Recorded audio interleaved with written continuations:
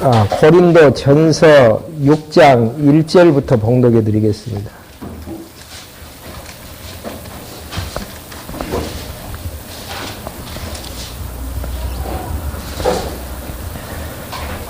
고린도 전서 6장 1절입니다. 너희 가운데 어떤 이가 다른 이에 대하여 소송할 일이 있는 경우에 성도들 앞에서는 하지 않고 불의한 자들 앞에서 소송하느냐? 성도가 세상을 심판할 것을 너희가 알지 못하느냐?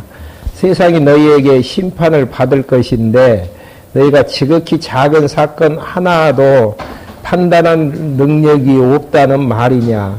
우리가 천사들을 심판할 것을 너희가 알지 못하느냐? 그렇다면 하물며 이 세상 일들은 어떻겠느냐? 그러니 너희에게 이 세상 일로 사건이 생겼을 경우에 교회에서 하찮게 여김을 받은 자들을 재판관으로 세우겠느냐? 나는 너희를 부끄럽게 하려고 이 말을 한다. 너희 가운데 형제 사이의 일을 판단할 수 있는 지혜스러운 자가 이같이 하나도 없느냐? 형제가 형제를 대항하여 소송할 뿐 아니라 그것도 믿지 않는 자들 앞에서 한다는 말이냐? 6절까지만 봉독해 드렸습니다. 지금 우리가 정리하고 있는 신약 개론의 고린도 전후서의 내용은요, 건덕의 복음을 통해서 구약에 약속된 그리스도가 예수님 되심을 증거하는 부분입니다. 여기에서 이제 우리가 착각을 하지 말아야 될 부분은 건덕의 복음을 세워야 된다. 맞는 이야기인가요? 틀린 이야기입니까? 권사님. 건덕을 세워야 된다. 맞는 이야기에 틀린 이야기예요.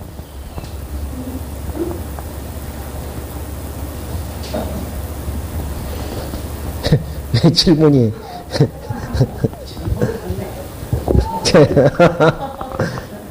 건덕을 세워야 된다라는 의미의 부분은 내가 하나님의 백성이 되었기 때문에 건덕을 이제 세워야 된다라는 이율론 사고의 내용이 짙어요. 근데 성경의 지금 신약 성경의 구조는 구약 내용이 어떤 내용이죠? 그리스도 보내주실 것에 대한 여호와의 언약이고, 신약은 그리스도가 예수님으로 성취하시는 부분인데, 사복음서는 예수님 자신이 구약에 약속된 그리스도는 나다. 그 다음에 사도행전부터 요한계시록까지 내용에서는 성령 하나님께서 구약에 약속된 그리스도는 예수님이심을 증거하는 부분입니다. 다시 말해서 사도행전부터 계시록까지의 역사의 주체가 누굽니까? 성령 하나님이시죠. 그래서 성령 하나님께서 건덕의 복음을 통해서 예수가 그리스도이심을 증거하시는데 초점을 맞추는 것이지, 건덕을 세우라는 의미 자체는 이율론의 구조 내에서 이제 되어지는 부분이고요. 적어도 이제 고린도 전후서의 내용을 논하려고 한다면은 가깝게 와도 로마서 정도는 이해하고 들어가야 돼요. 로마서에는 율법에 종된 우리를 그리스도가 어떻게 만드셨죠? 대신 죽고 부활하심으로 의의 종이 되게 만드셨잖아요. 의의 종. 여기에서 종의 개념은 상전하고 종하고 이율론의 사고가 아니고, 교회의 머리 대신 예수 그리스도가 지체에게 명령을 하면은 아름다운 행동이 나와지는 이제 부분으로 정리가 되어져야 됩니다. 그렇게 이제 이해를 하려면은 사복음서까지는 정리가 돼야 되겠죠. 그러니까 사복음서 내용은 교회의 머리 대신 예수 그리스도가 예수님으로 이 땅에 언약대로 오셨음을 증거하는 부분이 한마디로 사복음서의 내용이잖아요. 교회 기초. 네. 가 이제 이루어지면서 교회의 이제 몸이 사백년에서 이루어지고, 또 이제 교회가 이제 양육 받게 되어지는 이런 모든 것들의 주체가 성령의 사역에서 이제 출발이 되어진다라는 사실. 그래서 왜 건덕을 세우지 못합니까? 이야기하는 부분들은 다시 한번 생각을 해봐야 되는, 몸이 건덕을 세우는 것처럼 생각을 한단 말입니다. 근데 노마서만 연결해봐도 그 논리가 아니고 사복음서까지만 연결해도 더 확실히 그런 내용은 아니다라는 것. 그래서 이제 하나님께서 그리스도의 몸을 키우시려면은 나만 생각하지 아니하고 이웃을 생각할 수 있는 배려라든지 조화의 문제가 이제 고린도 전후서에서 나온다라고 이야기를 했잖아요. 로마서 부분에서는 하나님하고 나하고 관계의 문제예요. 나하고 문제로 하나님이 의롭다고 칭해서 하나님 백성 되어진 걸로, 의의 종 되어진 걸로 여기라고 이야기를 하잖아요.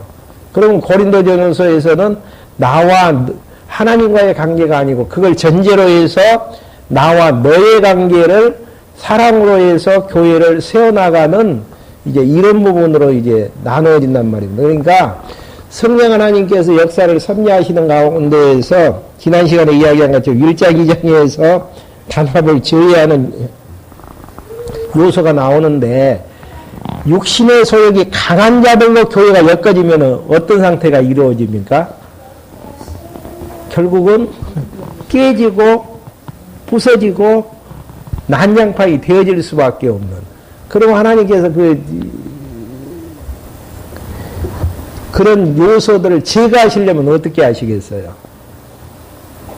진리를 깨닫게 해서 성령의 소욕을 키워나가는 것만큼 상대를 생각하고 약한 지체를 생각하면서 세워져 나가는 부분들이죠. 그렇기 때문에 고린도 전후서의 내용들을 건덕을 세워서 우리를 양육해 하시는데, 목적 자체는 건덕을 세우는 것은 과정이고요. 목적은 예수가 구약에 약속된 그리스도 되심을 증거하기 위해서 건덕의 복음을 이야기한다라는 거 잊지 마셔야 될 부분들이고, 또 의의 종이 되어졌을 때는 의롭게 살라라는 의미의 전제는 머리 대신 예수 그리스도의 통치하에서 몸이 움직여지는 걸로 정리를 하게 되어지면 되겠습니다. 그래서 지난번에 단합을 저해하는 요인은 인간에게 속해서 분열되어지고 육체를 자랑해서 분열되어지고 지혜로, 그러니까 그리스도로 하지 않았기 때문에 분열되어짐을 진단한 다음 단합이 이루어지는 조건은 하나님에게 속해야 되고 하나님 앞에서 교만이 행해서는 아니 되어져야 된다는 것. 그리고 이제 단합이 이제 깨져버리는 결과로 음행이 있어서 건덕이 무너지고 교회가 잘할 수가 없어요. 자기 쾌락 따라서 살기 때문에. 그리고 자기 또 송사가 건덕을 무너뜨린다는 이야기는 무엇인가? 자기 이익만을 위해서 절대 양보하지 아니하는 이런 상태로 건덕이 이제 무너진다라는 내용이죠. 단합이 이제 깨지는 부분으로 건덕이 이제 무너지는 부분들이죠. 그리고 6장 1절부터 4절까지는 왜 세상 재판에 너희들에게 진위 여부를 맡기느냐. 하나님께서 너희들을 심판에 세상을 심판 권한을 주셨는데 어떻게 거꾸로 되어졌느냐라는 의미로 지금 이야기를 하면서 7절 내용 보시면은요, 너희가 서로 소송하는 것은 이미 완연한 패배잖아요, 패배. 누가 승리하든지 간에 결국은 세상 법에 의해서 판단을 받았기 때문에 승리했든지 간에 패배, 완연한 패배로 지금 기록을 하는 것입니다. 차라리 불의를 당하는 것이 낫지 아니하냐. 차라리 속는 것이 낫지 아니하냐. 왜 그러죠? 전제는 뭡니까? 그리스도의 몸이기 때문에. 오른손이 손해본다 그래서 왼손이 손해본 것은 아니잖아요, 지금. 몸을, 오른손을 이해한 거기 때문에.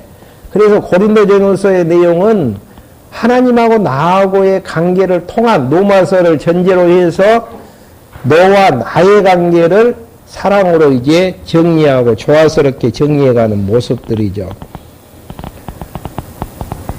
그래서 이제 피차 송사하는 것을 질책하는 부분이 5절부터 8절까지 나와지고요.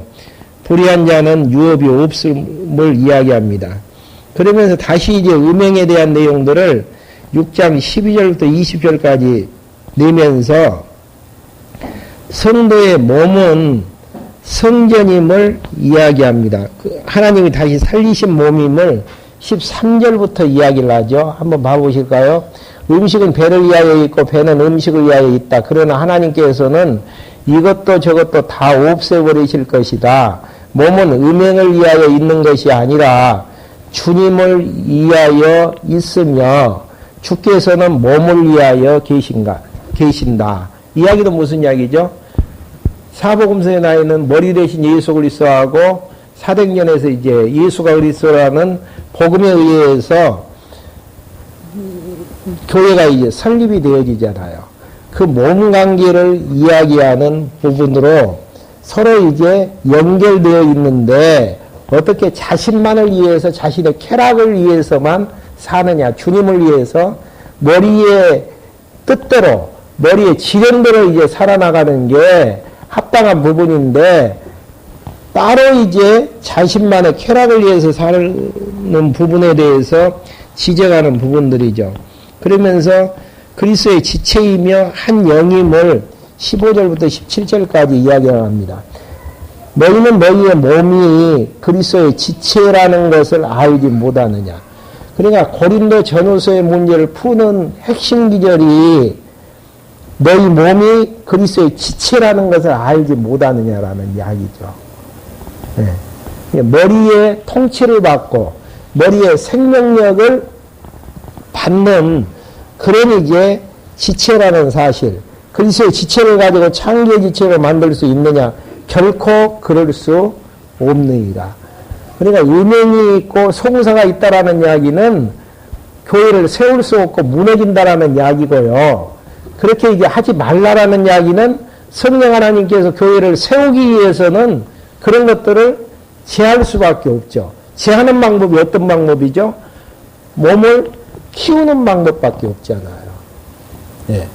이런 부분들이 내가 해야 될 활동에 대한 내용들이 아니고 머리 대신 예수 그리스도가 성령을 보내셔서 해야 되시는 이런 이제 부분으로 이제 정리를 하셔야 될 부분들입니다. 그래서 몸으로 누구에게 영광을 돌리라는 이야기입니까? 18절부터 20절까지 하나님께 영광을 돌리라는 이야기죠. 18절 음행을 피하라. 사람이 죄 짓는 죄마다 자기 몸밖에 있지만 음행하는 자는 자기 몸에 죄를 짓는 것이다. 너희의 몸은 너희가 하나님께로부터 받아 너희 안에 모시고 있는 성령의 죄인 것을 알지 못하느냐. 너희는 너희 자식 것이 아니다. 하나님께서 값을 치르시고 너희를 사셨으니 너희 몸으로 하나님께 영광을 돌려라. 죄의 몸인 율법에 매여 있는 종된 상태에서 예수 그리스도를 통해서 사주셨단 말입니다.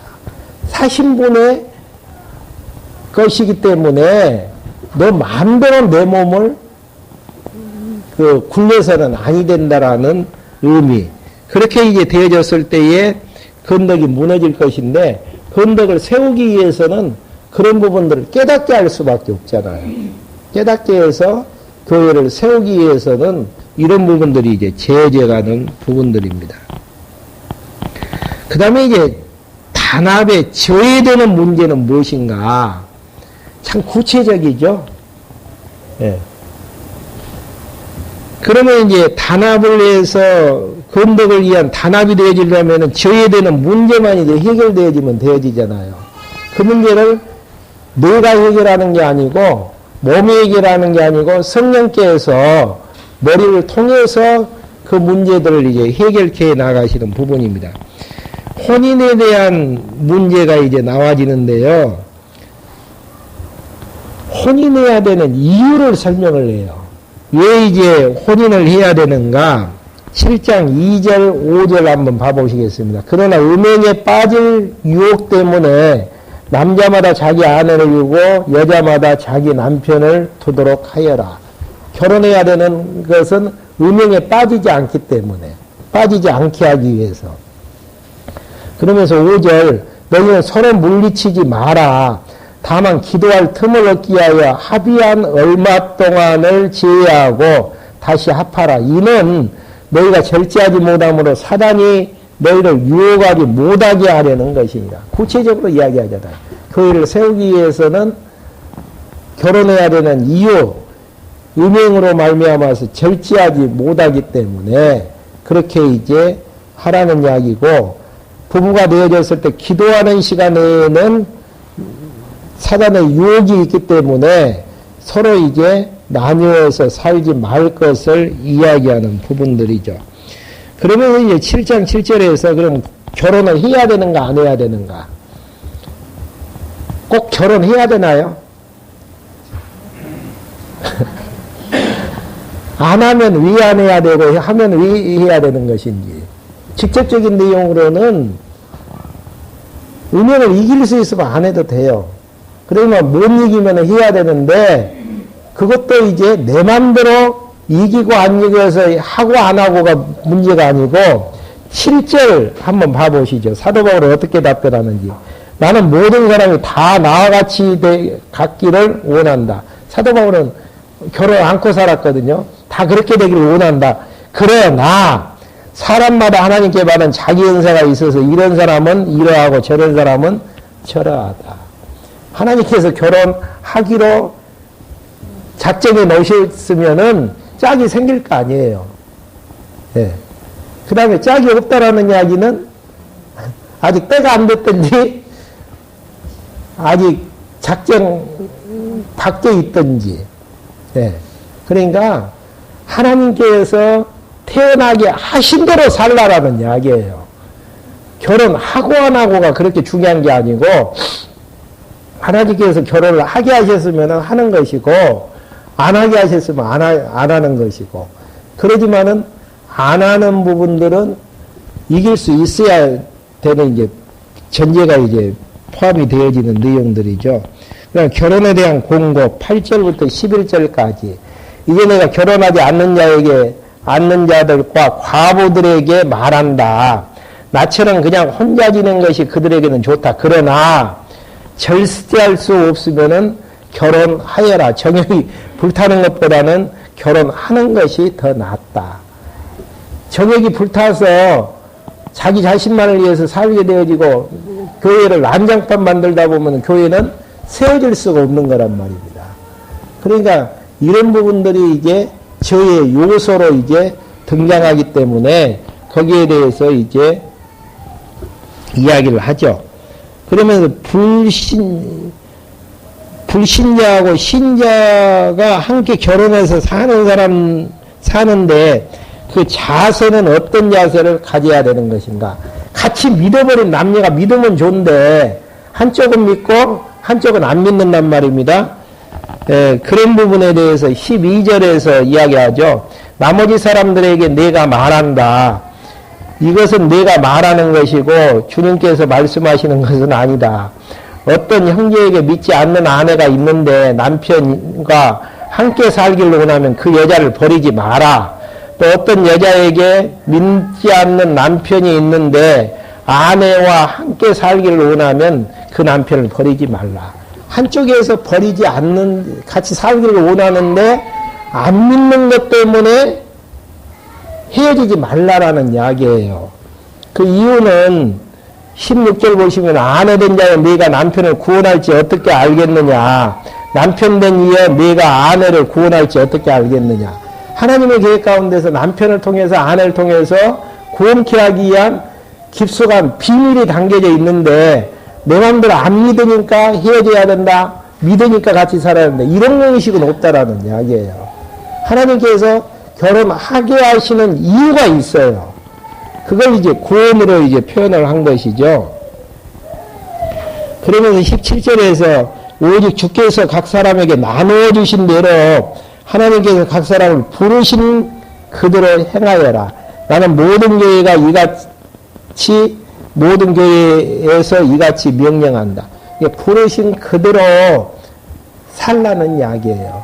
그러니까 하나님께서 되게 하시는 대로 살라라는 이야기고, 인위적인 방법으로 하지 말라라는 거. 그래서 이제 상황에 대처하는 문제도 17절하고 24절 보면은 부름을 받은 그대로 하라는 거 17절 내용이었고요. 24절. 형제들아 너희는 각각 부르심을 받은 그대로 하나님과 함께 머물러라. 그러니까 인위적인 방법에 의해서 내가 정리하려고 하지 말라라는 이야기예요. 우리는 막 성경적이라 해가지고 막 인위적인 방법으로 정리해 보려고 하잖아요. 어떻게 나하고 너하고 신관이 다르는데 같이 살 수 있는가? 맞는 이야기죠. 싸우면서 살아야 되기 때문에. 그러지만 하나님의 계획이 있기 때문에 결혼했으면 그걸 인위적인 방법으로 정리하려고 하지 말고, 예? 하나님의 뜻에 맡기라는 이야기예요. 주변 환경까지 하나님께서 다 정리해 주신다니까요. 결혼하고 안 하고, 결혼했는데 이혼해야 되느냐 함께 살아야 되느냐. 근데 사도 바울은 한쪽이 헤어지기를 싫어하면 하지 말라라는 이야기예요.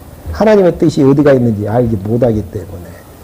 결국은 그런 관계를 통해서 하나님을 배워나가는 작업이고, 머리 대신 그리스도와 신부된 우리를 이제 배워나가는, 실제적인 지상에서 배워나가는 작업들이기 때문에 그냥 하나님이 되게 하시는 대로. 그러니까 신앙생활이라는 게 너무너무 쉽잖아요. 이런 방법으로만 할 수 있다면 그게 교회를 세워나가는 방법이라니까. 몸된 교회를.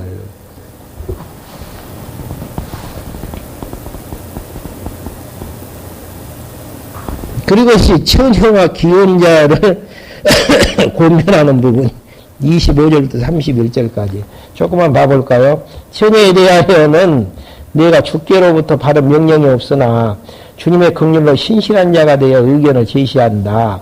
내 생각에는 임박한 고난 때문에 사람이 그대로 지내는 것이 좋다. 그러니까 지금 이 글을 쓸 때만 해도 얼마 안 있으면 예루살렘이 로마에 의해서 불타고 무너질 것을 예비하는 부분들이죠. 그러면 내 몸 혼자 추스르기도 힘드는데 결국은 가정까지 챙긴다라는 게 쉬운 게 아니잖아요. 그렇기 때문에 그냥 혼자 지내는 것이 좋다. 내가 아내에게 뭐였느냐 너희 길을 찾지 말라. 내가 아내에서 너희였느냐 아내를 찾지 말라. 그러나 결혼을 하더라도 죄 짓는 것이 아니고 처녀가 결혼을 하더라도 죄를 짓는 것이 아니지만 이런 일은 육신의 고난이 있을 것이므로 나는 너희를 아끼고자 이 말을 한다. 고난이 있는데 가정까지 챙기면서 굳이 고난을 더 추가할 이유는 없지 않느냐. 그러나 결혼한다 그래서 죄가 아니고 결혼 안 한다 그래서 죄가 아니고 이제 핍박 때문에 이제 그런다라는 그런 의미로 이제 이야기하는 내용입니다. 그러면서 이제 그 결국은 32절 나는 너에게 염려가 없기를 바란다. 결혼하지 않는 남자는 주님의 일에 마음을 써서 어떻게 하면 주님을 기쁘시게 할까 하나 결혼한 남자는 세상 일에 마음을 써서 어떻게 하면 자기 아내를 기쁘시게 할까 하여 마음이 나누어 있다. 예, 주님의 일에 대한 열정으로만 생각을 하면 안 하는 편이 낫죠. 그러지만은 또 그렇게만 또 사라지는 것은 아니잖아요. 하나님께서 우리에게 줘야 될, 해야 될 목들이 다 있잖아요. 일에 대한 분량들이 다 있는 부분들이고, 그러니까 되어지는 대로 하라는 이야기예요. 예. 결혼 문제에 대해서는 나누는 문제도 마찬가지고요. 그 다음에 이제 기타에 대한 부분들 이야기를 하면서 마지막 이제 단합의 저해되어지는 문제에서 재물에 대한 문제에서 우상은 아무것도 아니고 하나님 뿐임을 이야기를 하게 되어집니다. 그러니까 제사 음식을 이야기하는 부분이죠. 4절, 8장 4절. 그러면 우상에게 바친 재물을 먹는 일에 대하여 말하면 우상은 세상에서 아무것도 아니며 또 하나님은 한 분밖에 계시지 않는다는 것을 우리가 알고 있다. 비록 그러면서 6절 우리에게는 한 하나님 곧 아버지가 계신다. 만물이 그분에게서 나왔고 우리는 그분을 위하여 있다. 또 한 주 예수 그리스도께서 계시니 만물이 그분으로 말미암아 있고 우리도 그분으로 말미암아 있다. 그러니까 하나님에 의해서 나아졌고 하나님으로 말미암고 하나님에게로 이제 돌아가게 되어질 것인데 결국은 그 하나님만이 참이시지 우상 예물 그다음에 거짓 신들은 아무것도 아니다라는 이야기. 그다음에 이제 우상 제물에 대한 부분에서 약자의 양심을 상하게 하지 말 것을 9절하고 10절, 13절에 나와 있습니다. 9절 한번 봐보니까 너희 자유가 연약한 자들에게 걸림돌이 되지 않도록 조심하여라. 그러니까 내가 조금 성숙했다면은 누굴 생각하라는 이야기입니까? 연약한 자를 생각하라는 거. 네. 그러니까 근덕의 문제라는 게 이웃 지체를 생각하는 문제예요. 이런 부분들을 나도 되지도 못했는데 이웃까지 생각할 수는 없는 부분이잖아요. 예, 하나님께서 교회를 세우려면 반드시 우리를 양육하신다니까요. 뭘 통해서요? 진리를 통해서 양육하시는 부분들. 그러니까 신앙성장을 하나님께서 지금 하시는 시기인지 아닌지는 그냥 알 수 있잖아요. 공부할 수 있는 마음이 생겨지고 환경들이 받쳐지면은 말씀을 통해서 나를 키워서 교회를 세워나가시려는 것 같구나. 그렇게 생각하시면 되죠. 공부할 수 있는 시간도 없고 공부하기도 싫고 하나님께서 나를 더디게 교회를 세우는 쪽보다는 아프게 하는 쪽으로 쓰시려는 것 같구나. 그렇게만 정리되어지면 겁이 덜컥 나야 되는데 뭐 하나님이 하게 하시는데 참 할 말 없는 분들이에요. 네. 그 이야기가 무슨 이야기인지를 알지를 못해요. 하나님께서 교회를 세우려면 말씀을 통해서 흥분하게 해서 깨닫게 해서 성숙케 하신다니까요. 뭐 이웃을 생각하게 되어지고.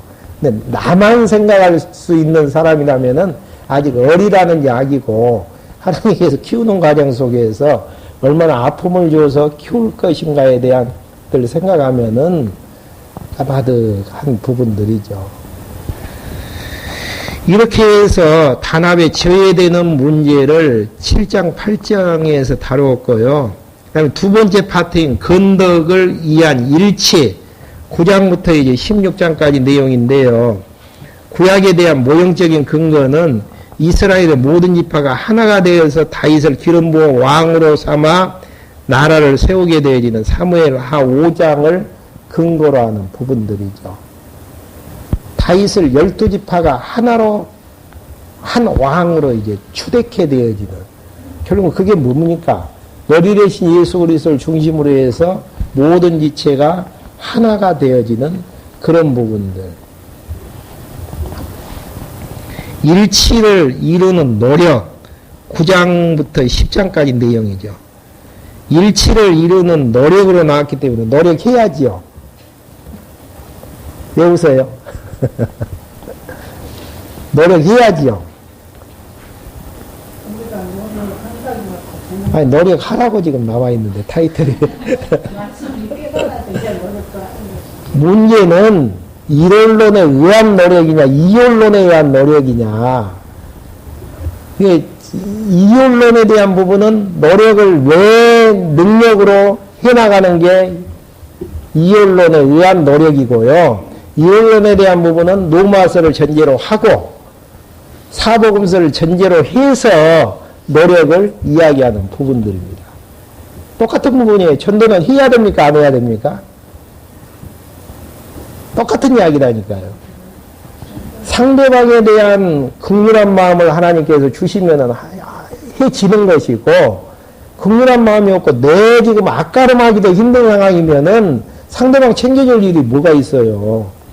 내 신앙생활 하기도 힘드는데 그것은 전도가 마음이 없으니까 안 되어지는 거예요. 그게 이제 이론론적인 사고의 부분이에요. 구제도 마찬가지고 기도도 마찬가지고 하나님께서 기도하게 하시려면 어떻게 하죠? 공관날 주셔가지고 내 힘으로는 어찌할 수 없는 상황 가운데다가 던져 여시면은 기도하지 말라 그래도 기도가 되어진다니까. 나 살려달라고. 네. 근데 기도를 않게 하시려면은 그냥 만족하면서 살아나가는 거예요. 그냥 좋아서 자기 뜻대로. 예. 여기 노력이라는 의미를 우리가 안 써야 된다라는 이야기가 아니고요. 노력이라는 의미를 분석을 해 나갈 때에 진짜 상대방에 대한 긍휼, 교회를 세워 나간다라는 이웃에 대한 배려에서 나와지는 노력인지 아니면 인위적인 방법에 의해서 나와지는 거지. 좀 신학적인 용어로 쓰면은 신본주의적인 노력인지 인본주의적인 노력인지만 정리가 되어지면은 노력해야죠. 이것도 오해해서는 안 됩니다. 지금 사복음서하고 지금 넘어서까지 이야기를 한 전제에서 지금 하기 때문에 노력도 내 마음대로 내어지는 게 아니에요. 머리에서 급하게 생각해서 노력하게 하면 하는 것이고. 근데 이제 이런 부분에 대해서는 하나님께서 교회를 세워나가시려면은 노력하게 하시죠. 근데 노력이 없고 좋다 한다는 이야기는 무슨 이야기입니까? 그냥 이대로 놔두신다라는 이야기예요. 그 숫자 나오게 하시려면 인터넷 통해서도 나오게 하시지만은 이 말씀 아니고서는 참 저 영혼이 풍성한 행복한 삶을 살 수가 없는데 이것이 느껴지면은 상대방에게 내가 믿고 행복의 신앙생활에 나가는 그런 부분들을 이야기해서 데리고 나올 수 있도록 만들잖아요. 이지적인 방법은 얼마 안 가요. 노력이 나왔기 때문에 자꾸 노력하면은 알레르기성 반응들을 느끼기 때문에 한번 일원론의 노력이냐, 이원론에 입각한 노력이냐, 인본주의적인 노력이냐, 신본주의적인 노력이냐에 따라서 달라진다라는 것. 신본주의적인 노력이라는 것은 머리에 통치를 받아서 열심 주니까 열심으로 살아나가는 거라니까요. 얼마나 생동감이 있습니까? 그러면 어떤 노력을 해야 되는가? 9장 1절부터 15절까지 사도의 권리를 양보하는. 우리가 교회 와서 주장해야 될 내 권리 많죠. 근데 교회를 세운다면은 하나가 되기 위해서는 그걸 양보하지 아니하고 주장하지 아니한 부분들. 그렇게 생각하시면 되어져요. 내 권리만 주장하려고 하면은 아직 나만 아는 어린아이구나.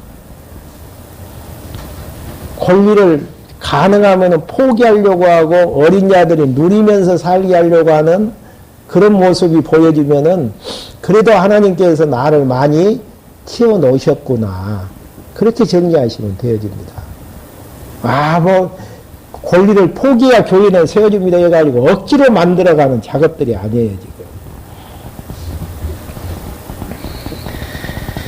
9장 4절부터 7절까지 사도로서 여러 가지 고난이 있음을 이야기합니다. 9장 4절 한번 봐보시죠. 우리가 먹고 마실 고난이 없느냐. 우리에게 다른 사도들과 주님의 형제들과 개바같이 자매된 아내를 데리고 다닐 고난이 없느냐. 권리가 없느냐. 또 나와 바나바에게만 일하지 않을 권리가 없느냐. 이게 다 사도들이 이제 말씀을 증가하는 자들이기 때문에 고난이 있다. 그러나 12절 보시면은 복음을 위해서 고난을 다 쓰지 아니하는 그게 교회 일치를 가능케 하는 통로라는 거. 12절 한번 봐보실까요? 다른 이들도 너희에게 이런 권리를 가졌으면 우리는 더욱 그렇지 않느냐. 그러나 우리가 이 권리를 사용하지 않았고 모든 것을 참고 있으니 이는 그리스도의 복음에 어떤 지장도 주지 않으려는 것이다. 네. 그러니까 상대방을 위해서 복음이 증거되기 위해서는 내 권리가 주장이 되어지면은 복음 전파에 장애가 올 수밖에 없어요.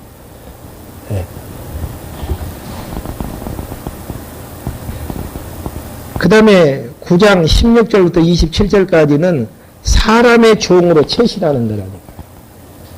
가장 낮은 자리에서. 상은 권을 다 쓰지 아니한 것임을 16절부터 이야기를 하고 있죠. 내가 복음을 전한다 해도 내게는 자랑할 것이 없으니 내가 부득불 해야 될 일이다. 내가 만일 복음을 전하지 않는다면 내게 화가 있을 것이다. 왜? 하나님께서 그에게 그런 사명을 허락해 주셨기 때문에 그런다라는 거. 내가 자발적으로 이 일을 하면 나는 상을 받을 것이나 내가 자발적으로 하지 않는다고 할지라도 나는 직분을 맡았다. 여기서 또 자발적 하면은 이혼론의 사고에서 자발적으로 생각하지 마시고요. 머리에 통치를 받아서 스스로 해나가는. 이해가 되셔요? 머리에 통치를 받아서 스스로 해나가는. 어느 누구의 제약도 받지 아니하고 꺼리낌 없는 상태에서 해나가는 상태를 지금 이야기하는 부분들이죠. 그러면 나의 상이 무엇이냐? 그것은 내가 복음을 전할 때 값없이 전하고 복음을 전하는데 따르는 나의 권리를 다 이용하지 않을 것이다. 이건 교회를 이제 세우는 건덕의 복음에서 필요한 내용인데요. 일치를 위한 부분인데 그런 부분들이 일원론의 신문주의적인 사고에 의해서만 합당하게 교회가 세워지는 것이지 인본주의적인 사고에 의한 방법으로는 아니 된다는 거. 그 다음에 19절부터 23절까지 사람의 종으로 처신하는 19절 한번 봐보실까요? 내가 모든 이들에게 자유스러우면서도 스스로 모든 이들에게 종이 된 것은 더 많은 이들을 얻으려는 것이다. 이게 성숙도죠. 자기가 얻었다 그래갖고 내 맘대로 살아버리는 건 뭐예요? 방종이면서 어린 상태의 모습이고요. 자유스럽지만은 내에서 산다라는 거, 종으로서 산다라는 거, 교회를 세우기 위한 양육받은 자의 모습이라는 거. 고린도전후서 내용이 양육의 복음이라고 해도 그렇게 쉬운 복음은 아닌 내용이죠.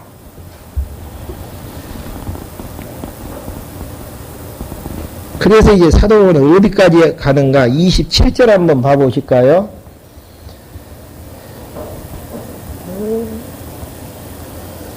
(26절부터) 봐보죠. 그러므로 나는 목표가 없는 사람처럼 달리지 않고 허공을 치듯이 싸우지도 않는다. 내가 내 몸을 쳐서 복종시키는 것은 내가 다른 이들에게 복음을 전한 후에 오히려 나 자신이 버림을 받지 않도록 하려는 것이다. 자기를 쳐서 복종시켜 나가는 작업들, 육체의 소욕과 싸워나가는 작업들, 전제는 진리의 말씀의 힘으로 이제 가능한 내용들이죠. 그러니까 양육을 받는 고린도 전후서의 내용만 봐도 치열한 삶이에요.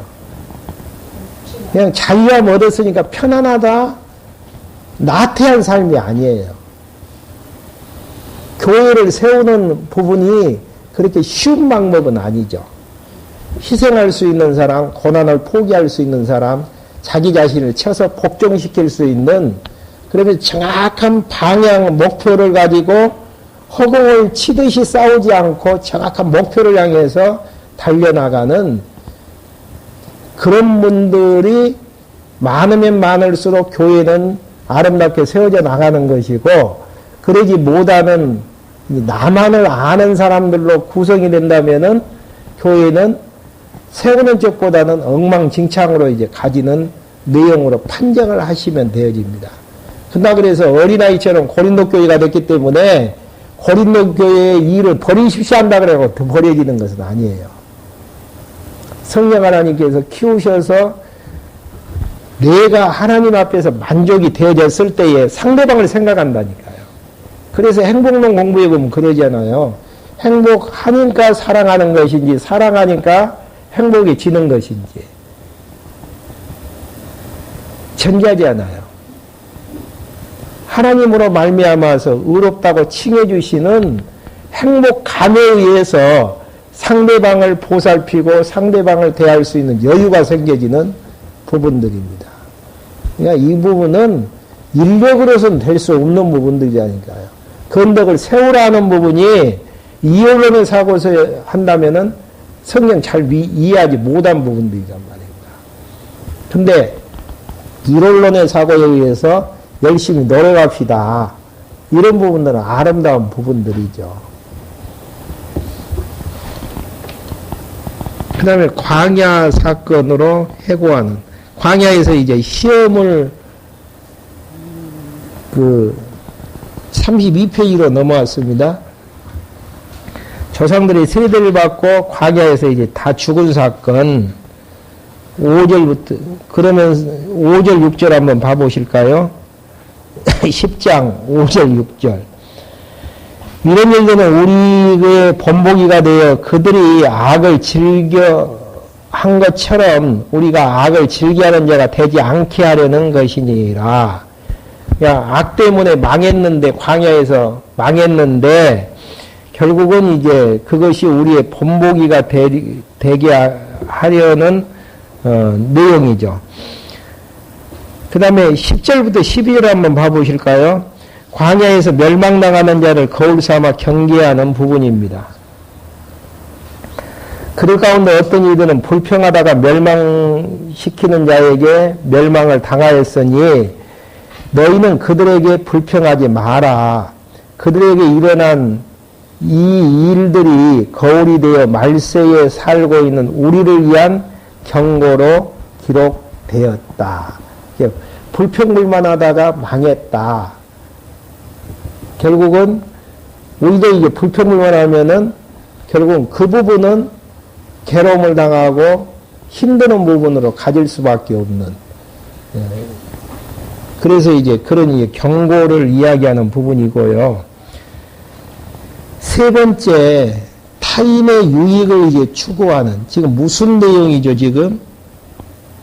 일치를 이루는 노력 가운데에서 사대의 권리를 양보하고 사람의 종으로 처신하며 광야의 사건들을 이제 거울로 삼고 타인의 유익을 추구하는, 그게 건덕의 복음으로 교회가 세워지기 위해서는 나만 알아서는 교회는 절대 세워질 수가 없어요. 상대방을 생각하고 상대방의 유익을 생각하는.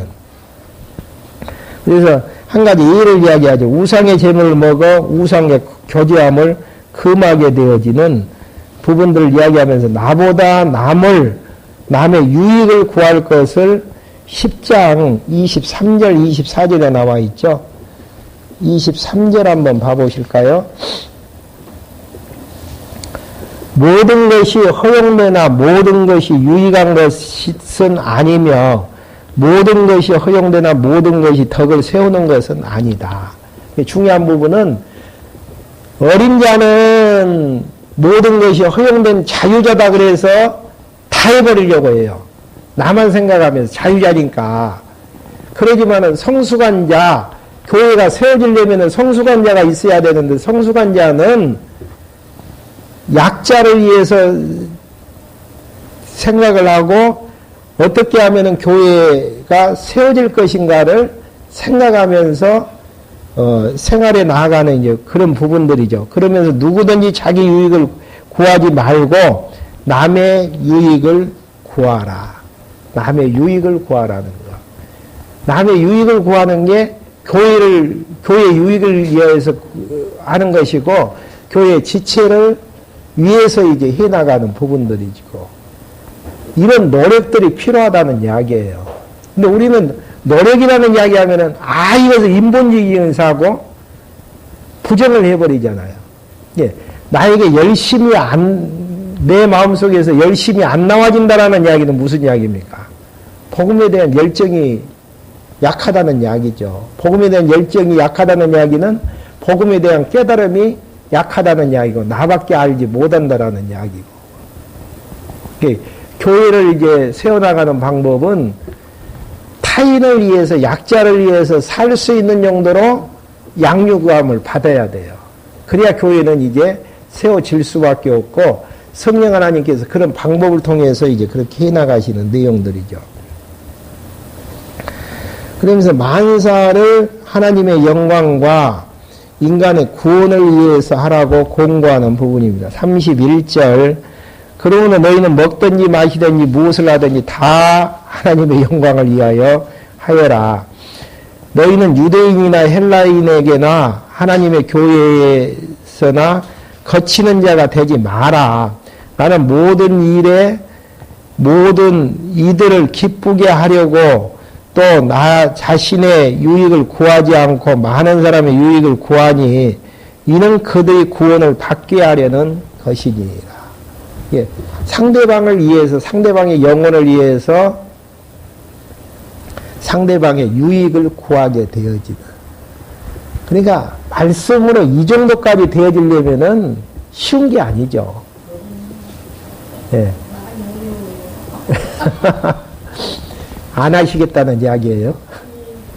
자기가 완전히 복장을 떼어가지고 우리는 자기가 그렇게 복장을 못하지 않는. 근데 이런 과정들이 이웃을 생각해야만이 그 이웃을 보호하기 위해서 비질리와 싸워진다니까요. 투쟁이 가능하다니까요. 그러니까 은사 따라서 산다라는 거 쉬운 게 아니에요. 네. 자기 자신과의 싸움에서 이긴 자만이 가능하다니까요. 그러니까 내 자신만을 위해서 사는데 교회는 이쁘게 세워져 가고 있다. 누군가가 나를 위해서 지금 희생하고 사랑에 짐을 지고 누가 상대방이 권리까지 포기하면서 나에게 권리를 부여하고 있다라는 것들을 생각하는. 자녀들 키우면 그러잖아요. 어렸을 때에는 부모의 사랑을 깨닫지를 못하지만은 결혼해서 이제 장성한 자기 자식을 낳아서 이제 키워봤을 때에 내 부모도 이렇게 나를 키웠겠구나. 그걸 이제 깨닫게 될 때가 이제 조금은 성숙했다라고 볼 수 있는 부분이죠.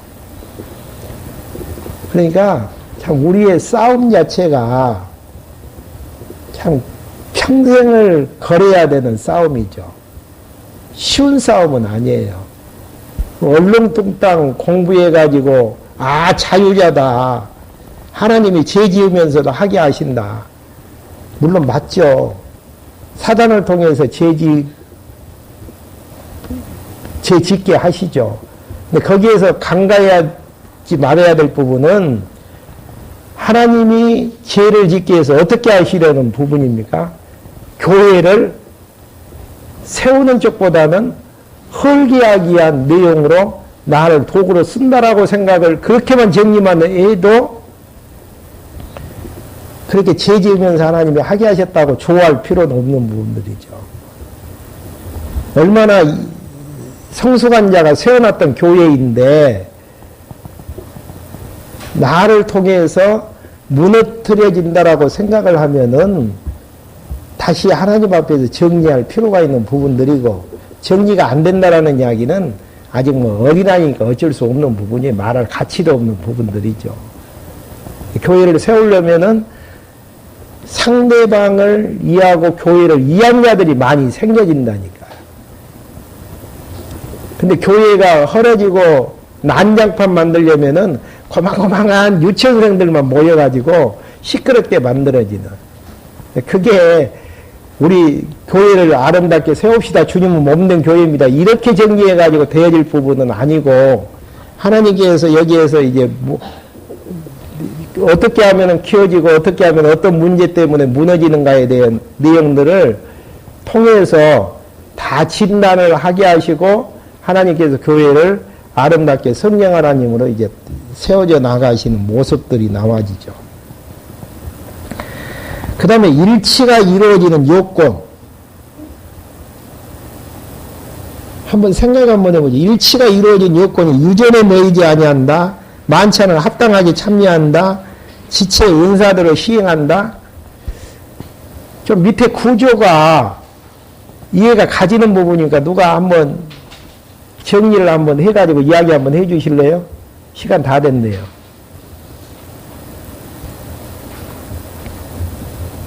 유전에 안 매이면은 일치가 이루어지고, 만찬을 합당하게 참여하지 아니하면 이루어지고, 일치가 이루어지고, 지체 은사대로 시행하면 이루어지고, 좀 무엇인가 의미 분석을 해야 될 필요가 있죠.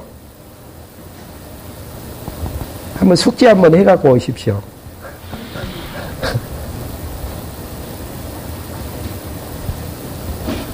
의미적으로 해석을 해야 될 부분들입니다. 일치가 이루어지는 요건이기 때문에 하나로 엮어지는, 다양하지만 하나로 엮어지는 요건을 세 가지로 지금 제시를 한 부분이거든요. 세 가지 내용을 간결하게 한번 정리를 한번 생각을 한번 해가지고 다음 시간에 한번 같이 정리를 하겠습니다. 질문 있으시면 질문하시고 없으시면 마치겠습니다. 그러니까 예를 들어서 고린도 전서 내용에서 단합이 저해되는 요인하면 인간에게 속해서 그런다, 육체를 자랑하여 분열되어졌다, 그 다음에 지혜로 아니하여서 분열됐다. 이해가 가지죠. 이것 때문에 교회가 이제 분열되어지는 부분, 저해되는 요소이기 때문에, 근데 일치를 이루어가는 요건에서 세 가지로 이야기를 했단 말이에요. 유전, 만찬, 지체의 은사대로 시행하는 부분들. 이걸 어떻게 정리가 되어져야 될 부분들인지.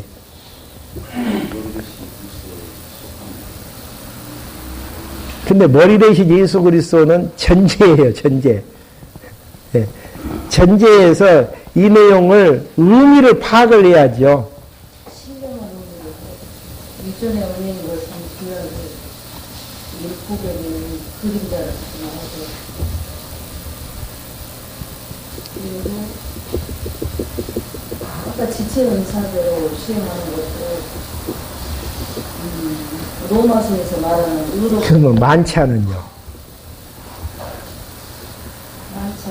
만찬도 수행하는 그리스도의 그 의로 비해 주심의 그 말씀에 의해서 우리들이 그 은혜의 의로움에 합당하게 승리합니다. 그러면 은사는요? 은사가 신령한 은사대로. 앞에다 집사님은 지금 신령한 자를 다 붙이셨네. 한번 시간 있으니까요. 어차피 오늘 못합니다. 시간이 다 돼버려서. 한번 여러분들이 생각 한번 해오십시오. 그냥 제가 혼자 풀어나가려다가 또 이런 부분들을 또 정리를 할 수 있어야만이 어떤 환경 속에서도 일치가 이루어지는 요건은 이러이러한 요건이 되어져야 된다.